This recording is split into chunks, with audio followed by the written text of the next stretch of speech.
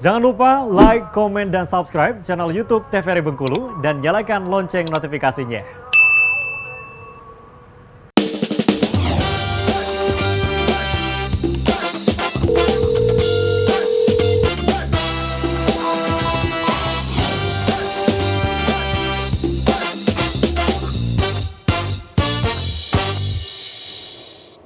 Terima kasih pemirsa, Anda masih setia bersama kami di Dokter Kito bersama Kito Sehat. Kita masih bersama Dr. Wenti Arbayani dan juga Dr. Juni Aryani. Kita masih membahas mengenai penyakit luka bakar nih dok ya. Ini yang paling sering kita temukan di kalangan masyarakat. Nah mungkin Dr. Wenti nih dok, kalau untuk pasien terparah nih dok, di Bengkulu yang pernah ditemui oleh Dr. Wenti ada nggak sih dok?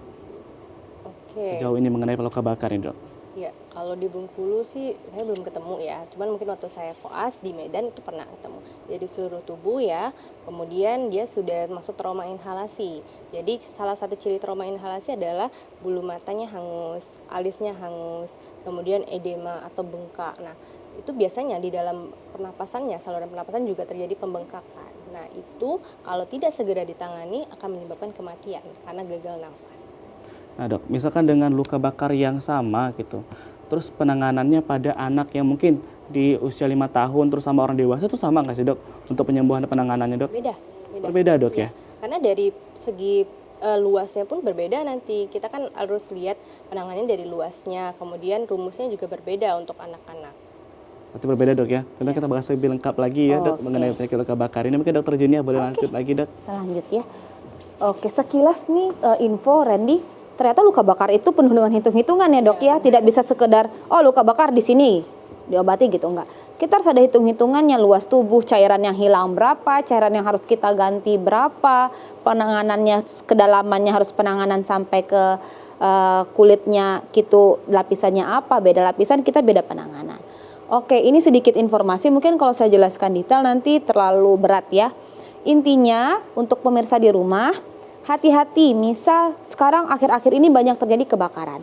Walaupun luar tubuhnya aman, jangan pernah sepelekan luka bakar inhalasi. Jadi ciri khasnya salah satunya selain yang dijelaskan oleh Dr. Wenti tadi, misal dia terhidup udara panas atau suhu panas yang terlalu berlebihan, nanti bisa misalnya ada jelaganya hitam-hitam tersisa di hidung, di lubang hidungnya. Terus bulu-bulu hidungnya juga hangus.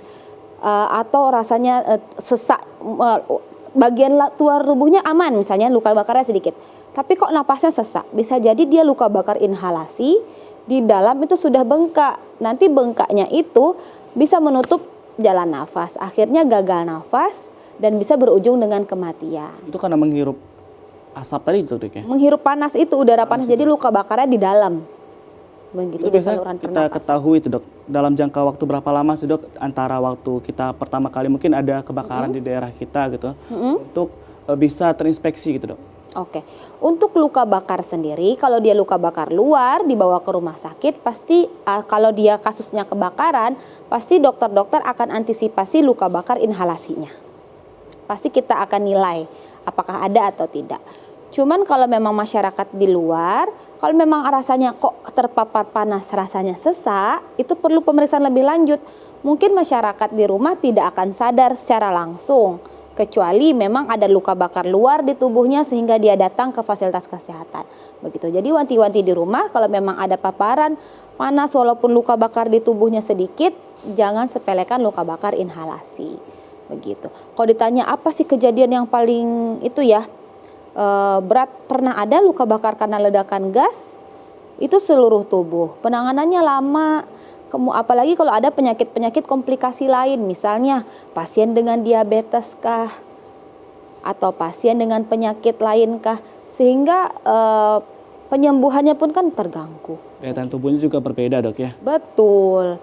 Ini hanya penjelasan secara teoritisnya ya, intinya dia bisa mencapai ke lapisan yang lebih dalam hingga bisa mengganggu pembuluh darah, nanti bisa menurunkan tekanan darah, bisa kehilangan cairan, bisa kehilangan suhu tubuh, akhirnya dia pasiennya jadi hipotermi, itu bisa. Nanti lebih detail dijelaskan oleh Dr. Wenti. Oke, itu saja. Nah dok, sebelum kita lanjut lagi dok ya, mungkin ini banyak banget mitos yang berkembang di masyarakat dok ya. Betul. Ketika kita terkena luka bakar, mungkin itu percikan minyak, knalpot dan sebagainya, itu ada yang ngoles dengan pasta gigi, terus ada juga dengan mentega, oli dan sebagainya. Sebenarnya gimana sih dok tanggapan dokter Wenti gitu? Jadi sebenarnya akan dijelaskan nanti, tapi kita bahas sedikit di sini Ya ya. mungkin di spill sedikit dok Iya, ya. kita spill sedikit ya. Jadi penanganan pertama kalau luka bakar adalah air yang mengalir. Kenapa? Fungsinya adalah satu, menurunkan suhunya, tapi tidak drastis. Karena dari panas langsung, misalnya kita kasih es, itu tidak boleh. Karena apa? Karena akan merusak pembuluh darah, rentan kerusakan pembuluh darah kalau suhunya terlalu ekstrim ya. Kemudian, jadi air yang mengalir itu jangan dulu dikasih apa-apa, apalagi dikasih mentega atau oli. Kan itu bahan-bahan kimia juga ya, jadi resiko infeksinya akan besar nanti. Jadi air yang mengalir ya, bukan direndam air yang di baskom. Nah, itu salah lagi itu. Berarti itu harus mengalir dok ya? airnya? Ya, jadi kayak air dari keran kita alirin gitu ya, jangan air yang menggenang atau di baskom kita taruh gitu, nggak bisa. Ya, biasanya pakai baskom atau pakai cedok kan Ya, langsung dicelup aja tangan nggak gitu. Berarti boleh. salah dok ya? Iya salah, jadi memang air yang mengalir. Jadi, Ada banyak- itu yang pertama. Tentunya ada banyak dok ya penanganan yang akan kita bahas. Mungkin boleh langsung Boleh. dokter Wenti. Ya. Slide. Ini banyak sekali dok ya, mungkin penanganan yang salah dok ya, atau Kurang mungkin tepat. kurang tepat ya. Benar. Info-info yang, Info-info ya, yang tidak benar, tidak benar-benar akhirnya tidak memperparah kondisi kulitnya. Ya, karena untuk penanganan sendiri itu kita harus tepat ya, tepat dan cepat ya.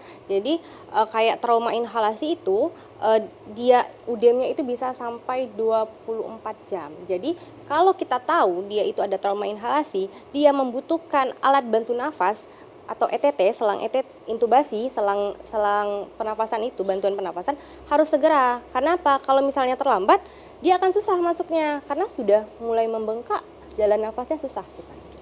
Oke. Oke, ya. Oke, jadi untuk menentukan diagnosanya kita harus tahu dulu nih derajat luka bakar. Jadi derajatnya ada 3 nih ya. Pertama adalah derajat 1, kemudian derajat 2. Derajat 2 sendiri terbagi menjadi 2 ya. Ada derajat 2A dan derajat 2B dan yang terakhir derajat 3. Oke, untuk derajat 1 itu melibatkan epidermis, lapisan terluar, superficialnya. Biasanya keluhannya adalah merah ya, kemudian ada terasa nyeri. Bisa sembuh dalam waktu 3-5 hari. Pengobatannya pun bisa analgetik atau obat topikal. Jadi yang ringan-ringan aja tuh biasanya. Bisa sengatan matahari dok ya? Saya Ya, pernah itu dok ya, sengatan waktu matahari. awal pindah tuh mungkin waktu itu langsung merah-merah gitu. Ya, itu biasanya memang derajat 1. Sengatan matahari kan ringan ya. Kalau yang sudah berat nanti masuk ke derajat 2A. Oke. Jadi derajat 2A ini dari epidermis ke dermis superficial, pertengahannya dari atas sampai ke pertengahan. Nah, biasanya tuh warnanya merah terang. Lalu ada bula atau ada gelembung berisi air. Kemudian masih terasa nyeri karena persarafannya belum kena. Jadi dia masih bisa merasakan sensasi nyeri, ya. Nah, untuk terapinya biasanya analgetik atau obat anti nyerinya, kemudian dressing lembab, lalu bisa juga dengan antibiotik untuk mencegah infeksi karena ada bula tadi ya.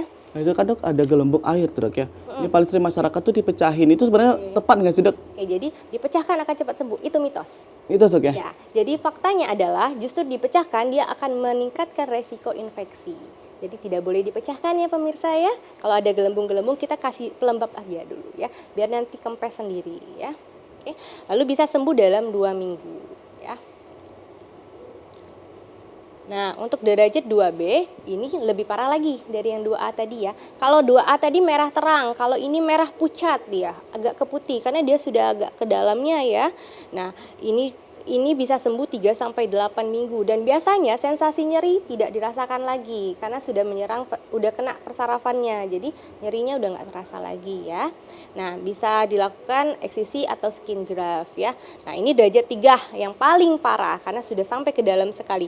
Warnanya tidak merah lagi tapi hitam ya, khasnya dia warnanya hitam dan tentu tidak terasa nyeri lagi ya. Oke. Jadi tapi tadi agak terbayang-bayang nggak kira-kira seperti apa? Kita lihat gambarannya ya. Nah, kira-kira bisa ditebak nggak? Ini gambarannya apa? Apakah ini derajat 1, yang mana derajat 2, di mana derajat 3 ya? Kita lihat dulu ya. Ini tadi lukanya merah saja. Merah di awal saja ya, merah di depannya saja. Kemudian kalau yang di ujung itu agak terkelupas-kelupas sedikit. Yang ini agak lebih terkelupas dan yang itu kehitaman. Jadi sebenarnya adalah ini derajat 1 yang tadi ya, yang lukanya hanya di atasnya saja. Kemudian itu derajat 2 masih merah terang. Yang ini derajat 3 ada merah pucat dan biasanya nyerinya sudah tidak terasa. Dan derajat 3 itu paling parah tuh, sudah sampai kehitaman ya. Terlihat ya kehitamannya ya, berarti sudah menyerang lapisan paling dalamnya di kulit kita. Nah ini lagi, ini masih ada merah-merahnya ya, masih merah pucat. Nah ini derajat 2. Dan ini sampai hitam loh tangannya. Ini pasien dengan luka bakar karena tersentuh listrik. Berarti ada banyak sekali dok ya jenis-jenis derajat dari luka bakar ini. Nah kita akan bahas lagi dok ya dengan dokter Wenti dan juga dokter Junia. Untuk pemirsa di rumah kita akan bahas lebih lengkap lagi mengenai penyakit luka bakar ini. Jangan kemana-mana, tetaplah bersama kami di Dokter Kito.